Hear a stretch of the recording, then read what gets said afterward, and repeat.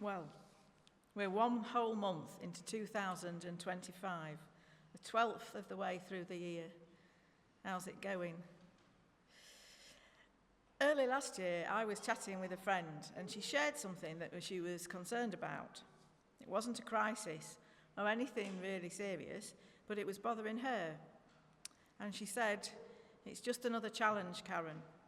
And then she laughed and she said, "The whole of life is a challenge." And I wholeheartedly agreed. The whole of life is a challenge, but it's a challenge that we don't face alone. As a group of Christians, this church family, we support and we care for each other. And the frog chorus sang, "We all stand together." And as Russell has already said, last year we were truly humbled by the love and support and the prayers for us as a family when Luke was poorly, and it meant a lot. In a few moments, the songsters are going to sing "Breath of Heaven." And it's a song which we did sing at Christmas, and we sang it the Christmas before as well.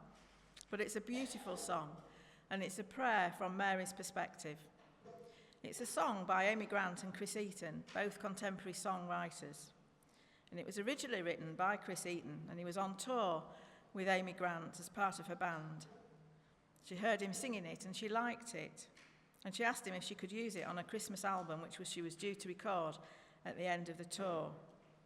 But she wanted to rewrite the lyrics to the verses. And after a bit of discussion, Chris agreed that she could, and he also revamped the words to the chorus. The song is Mary's prayer as a frightened young girl attempting to deal with the circumstances of giving birth to God's Son, the unique situation she finds herself in. And yet, despite her doubts, Mary's faith in the goodness and mercy of God remains and sees her through. And I just want to read you the words of the chorus. It says, "Breath of heaven, hold me together, be forever near me, breath of heaven. Breath of heaven, lighten my darkness, pour over me your holiness, for you are holy, breath of heaven." Mary's prayer is just asking God to hold her, to keep close to her, to be with her in what seems a dark place, and asking that God pours his holiness over her. In the passage that we read from John, Jesus appears to the disciples after his crucifixion as he's preparing for the disciples to be sent out. And we're told that Jesus breathes on them. And the commentaries say that Jesus is promising them that they will receive in time the Holy Spirit. For the last few years, as the year has drawn to a close, I've prayed for a single word for myself for the year to come. And last year the word was lean, to lean closer into God, maybe not be quite as self-reliant, to learn to lean. And it was a year when I definitely needed to lean on God, to fully rely on God.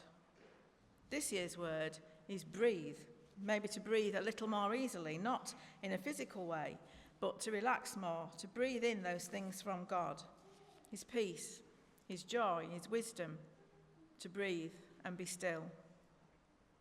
I've got a short little poem on my phone, which is entitled "Breathe," and it says this: "Today, when the list of expectation overwhelms, breathe.